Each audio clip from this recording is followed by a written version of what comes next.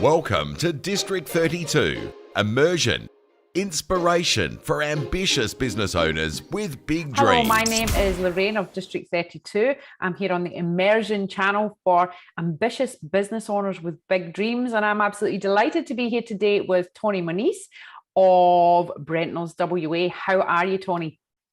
I'm good, thanks, Lorraine. How are you? Excellent. All the better for interviewing you. Thank you. Yeah, no, looking forward to it. So look, Brentnall's WA, you are business advisors and accountants. You've been, I was going to say around the block. You've been around the block. You've been in business for many years. Just give us a snapshot, please, of Brentnall's WA. Yeah, thanks, Lorraine. Yeah, look, we are an accounting firm. We specialise in businesses and helping business owners grow their business. We're fortunate. We have a privileged position to see across lots of businesses and the opportunities and challenges and helping them grow their business. So that's what I hope to be able to share with everyone. And we all need all the help we can get, right? Yeah, it's an interesting times at the moment. So for a lot of businesses. So yeah, I think, being a business owner can be quite challenging because it can, you can be quite isolated. So yeah, I think all help is good help. Exactly. I'm really looking forward to hearing you present very soon at our Business Maximizer event. We're all looking forward to that. So look, today we are talking about strategies for success in the financial world. So you mentioned there, Tony, that it's challenging times for us all. What are the biggest challenges that business owners are facing right now? Yeah, look, I guess what we see across a lot of our businesses, we're fortunate in the West Australian economy. There's lots of opportunity. We only have to see what's going on out there. There's a lot of infrastructure spend. There's a lot of pent-up demand. But I think the biggest challenge is that we see across a lot of our clients and the businesses we work with is, the difficulty of finding enough people, to actually deliver on all these opportunities. And I think the other thing that is becoming increasingly challenging is the ability, is the disruptions that are happening to supply chains and transport, and how that's impacting on the ability of businesses to source equipment, to source parts and supplies. So it is, it's having some impact on businesses' ability to deliver. And for the purpose of this interview and people listening, it will put a date stamp on this interview, but we are in Western Australia.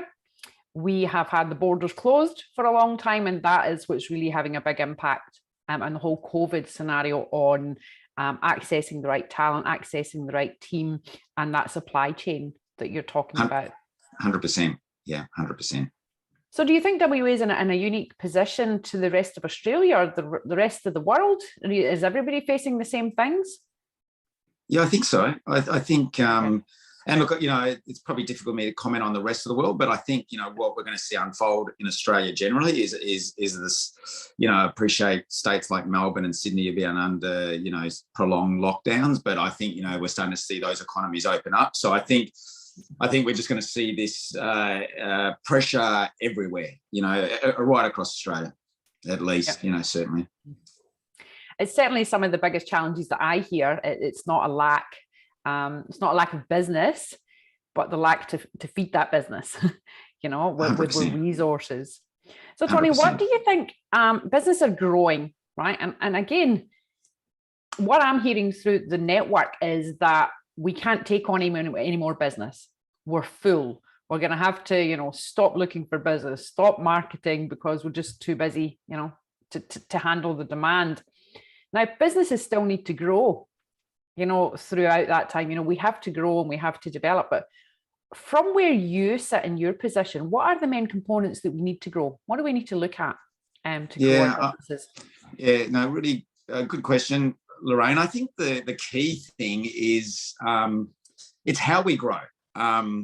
There's this thing called busy fool syndrome where, we just chase revenue, but we don't make any more money. So I think, really what's important is how we grow. And I guess it's, there's a couple of there's a number of components to that. One is, where do we focus? What sort of growth do we focus on, given all these opportunities that a lot of businesses are being presented with. And then I think the other parts of that is how do we grow? How efficient? Where are the opportunities? Where's waste in our business? Where we've been getting distracted? Where are the opportunities? Are we getting the most out of our people? And how efficient are our processes? I think they're the opportunities we need to look. How can we do things smarter? Is really the other part of the equation. Yeah, it's not all about chasing the next customer or the next lead. There's a lot of revenue and opportunities in our existing business structures and models. Correct. And, I think what we're seeing, and, we've seen in the past, and, if we go back to the 2015-16, where we had this massive capital boom, in WA, but we didn't have that in the rest of Australia. It was really very focused on WA. And we're sort of seeing history repeat itself again. And, we're starting to see clients a lot more smarter this time around. So, I think it's important that we sort of talk about the lessons that we learned from 2015 and 16, because, businesses grew substantially, but they made no more money. In fact, they just took on a lot more risk. And I think, we're starting to, business owners are a lot more savvy this time around, given that that experience is relatively recent. Okay. So what I'm hearing through there as well is that, we need to look at, and it's another theme I've been hearing recently, is around controlled growth. And how do we control the growth of our business, both with regards to customers and finances?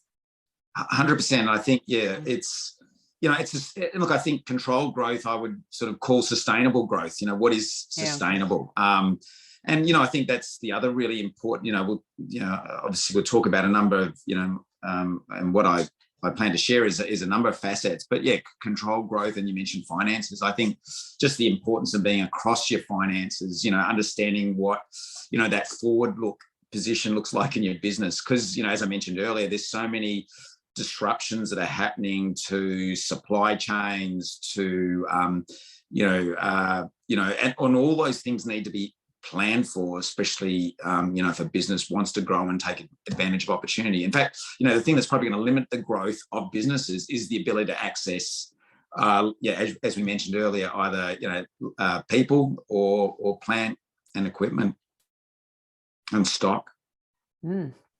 It certainly is trying. And you said there you were going to talk around a couple of facets. Tony, I'd love to pick your brain around, what is around the financial area. That's your area of expertise. What does it mean to control our finances? Surely opening up a bag of worms there, but what does that mean? I think the biggest challenge for a lot of businesses is that financial statements, as they are presented to the businesses, just don't give you the information.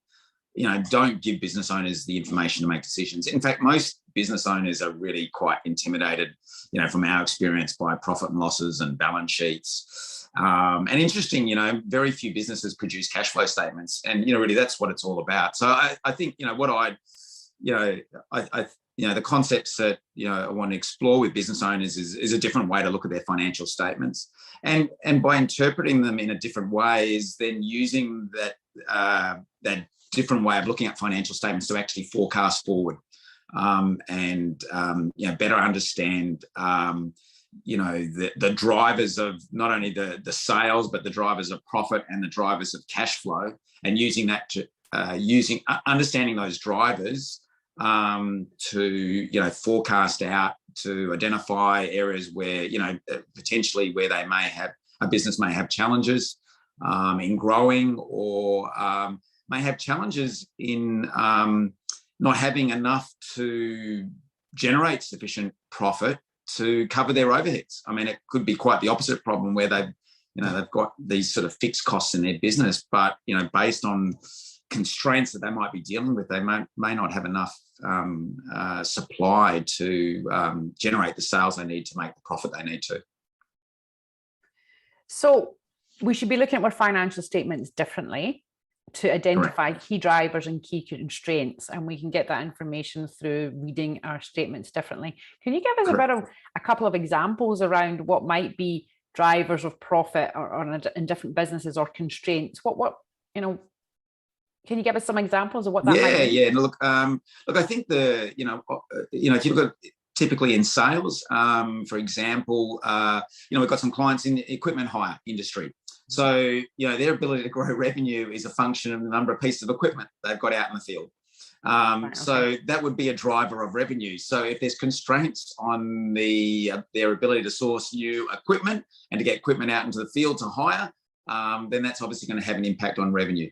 If you look at, so that would be an example of driver of revenue. So it's really understanding those drivers, because often we look at the financial and the dollars quite independently of non-financial type information. So, the key is to be able to bring the non-financial and the financial together to better understand what drives the business. So, I mean, that's probably an example, on the revenue side, growing sales. I mean, maybe if I jump to an example around cash flow, most businesses, don't fully, in my experiences, don't fully identify working capital in their business, and really understand the importance of working capital in their business. So we had an example just recently the other day with a client, and they're in civil construction space. And, just even having conversations with clients, their customers around, maybe how they can bring forward their payment terms on some of the contracts that they're working with, that they're undertaking. And, even looking at, simple things like, okay, rather than invoicing once a month, can they invoice twice a month? So they can just bring forward some of that payment cycle. So just, it could be, and look, every business is different, every industry is different. So, but look, just a couple of examples of, drivers of those, profit and cash flow. And it's just an interesting question to ask yourself as a business owner anyway. What is the driver of profit in this business? It's a different way of looking at it. I've never asked myself what are the drivers of profit in it. I'm certainly going to go right away after this interview and start to ask those questions. What are the constraints of profit and what are the drivers of profit? It's a different slant on looking at the data. Yeah, I think, Laura, I mean, the challenge with most financial statements, there's just too much noise. There's too much noise in there. And most people, it's quite, and as I said earlier, it's intimidating for a lot of business owners. So, it's actually looking at your financials in a much more simpler way, to better understand. Because often, what we see with businesses is they're focusing on the wrong activity. They're focusing on activities actually not going to make a lot of difference to their profit, their cash flow.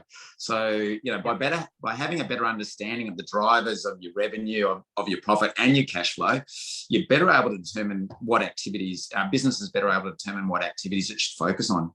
Yeah. And dare I say, like, I can give you an example of a training business where, they were running so many training courses, for example. And, when we did the analysis with them, what we found is that actually dropped the number of training courses because they were employing all these trainers and work on actually getting utilization up in the training courses. So, rather than having 30% attendees in a course, how do we get 30% to 60% but run less courses? So, it can be things as simple as that. Yeah. And I also think it's really important to speak to somebody else about your business because we can't see from inside the tin. And I'll give you an example of ours. We're membership, so we always charge monthly. And I've used the same budget. And I was really lucky when I started out business before this. I had an accountant give me a beautiful budgeting and cash flow spreadsheet that I used to run everything, but I've always used in the same way. So next year I just copy it and transfer it over and copy and transfer it over. And it wasn't until I had a conversation recently and someone says, well, why are you charging monthly? Yeah. Why aren't you charging in advance? Because I was looking at capital to grow. Where are we going to generate this working capital so that we can get, develop the business? And I just smacked myself in the head, because you just do what you've always done rather than we have to ask people for different perspectives, different business advisors, we're accountants, and ask those key questions. How can I do it differently? How can I get customers to fund growth? How can, we have to ask those questions. So I think it's 100%. Look, there's a famous story about Amazon. I don't know if you've got time, but just a very quick one. And it really touches on your point. A little something that not many people know about Amazon, but it only raised money in its first couple of years of business. And for the next 15 years, it grew into what it was without raising another dollar. And it funded all that growth on the back of working capital. So even though everyone would look at Amazon and go, this business is losing money, you know, on the outside, they never actually had to raise another dollar for the next 15 years, because they were, if you think about the Amazon model, they were receiving all that money from their customers, whether they were, you know, buying goods online, their subscription services. And in a lot of cases, they weren't paying out their suppliers for, you know, 60 to 90 days. So they had 60 to 90 days of money sitting in their bank that just got bigger and bigger as they grew. And so it's a great story of, you know, really reinforces your point of, you know, if you can get your working capital equation working correctly, and do it.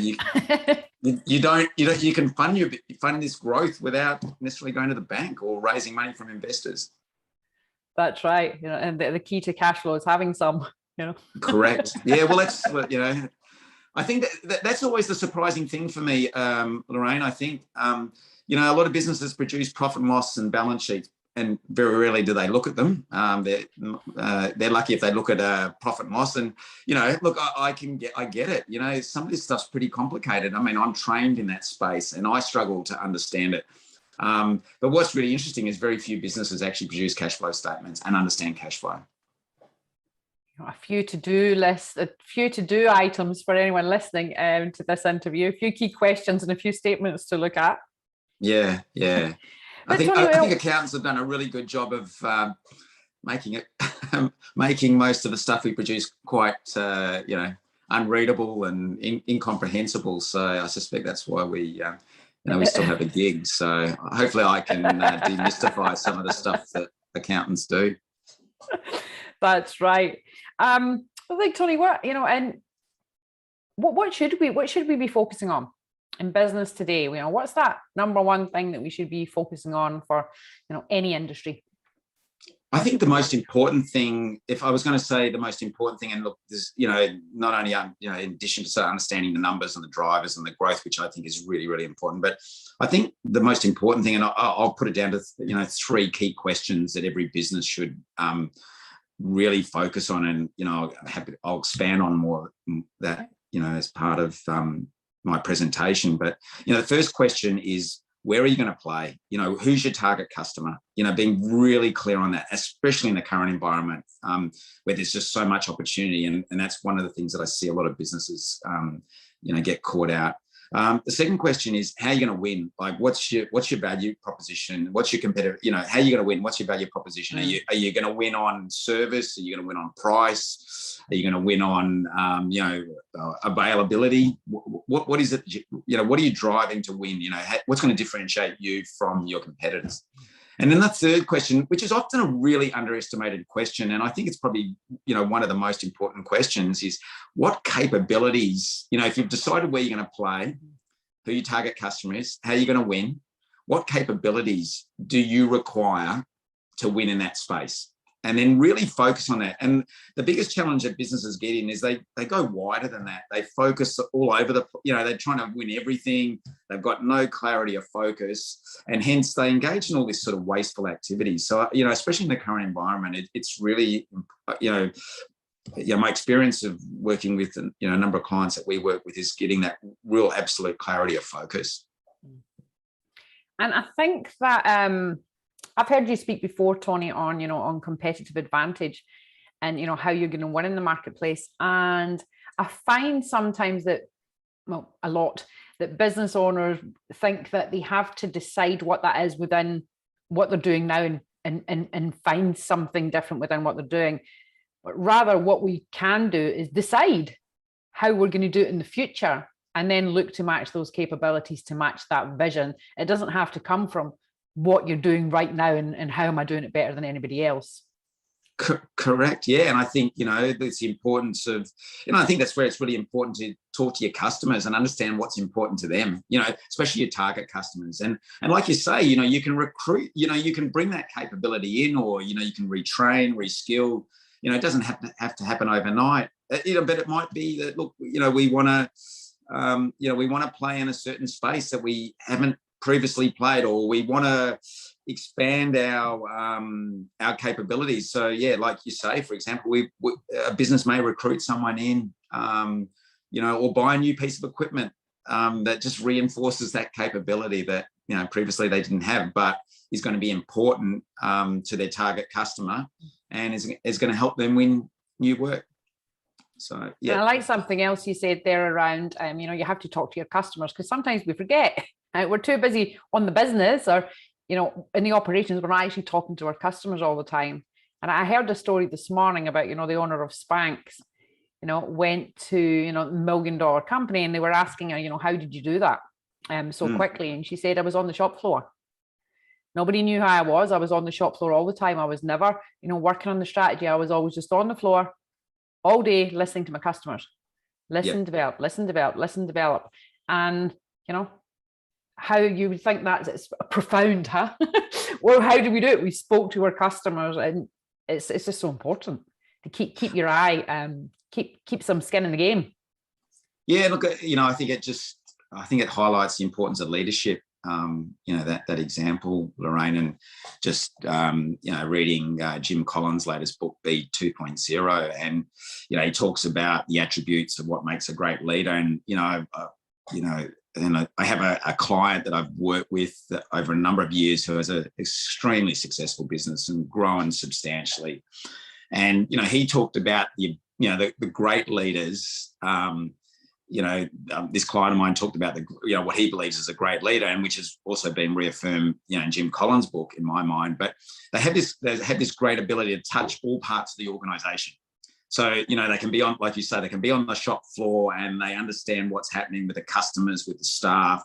But they can also be at board meetings or management meetings and still connect at that level. So I think that that ability to, you just got to get out of your office, like you say, and you've got to be able to touch all parts of your organisation. You've got to talk to your customers. You've got to understand what your team are dealing with.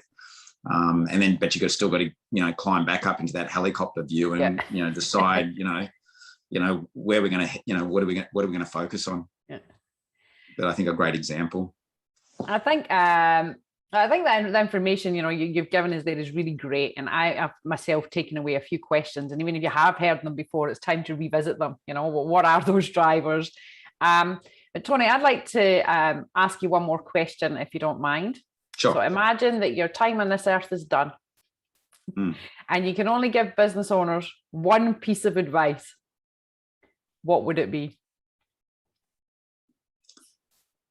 Yeah, I guess my passion is that interplay between your numbers and your strategy, right? So how do your numbers inform your strategy? And I guess I come from a financial background, but I just find that the numbers are where the rubber hits the road, right? Like you can do all this wonderful thing, but if you haven't got any money in the bank or whatever. So I just think if you have if I look at this client I was just talking about, I mean, he's growing that business substantially on a real strong grasp and understanding of his numbers. And I am biased because of my background, but there's lots of other wisdom out there, but if I was coming from my real passion is how do you connect your numbers and your strategy? Beautiful. So you're leaving us with another corker of a thought-provoking question. Thank you, Tony. That's all right. All good, Lorraine. Thank you very much, Tony. This has been really, really great. Some really great nuggets in there. It's been an absolute pleasure to have a chat with you. And as I say, I'm really looking forward to seeing you present for us very soon. Thank you very much for sharing your time with us. No, thanks, Lorraine. And I'm looking forward to getting into a room with a group of business people and sharing stories. That's what it's all about. Thank you very much, Tony. All right. Thanks, Lorraine. Cheers. You've been listening to District 32, immersion, inspiration for ambitious business owners with big dreams.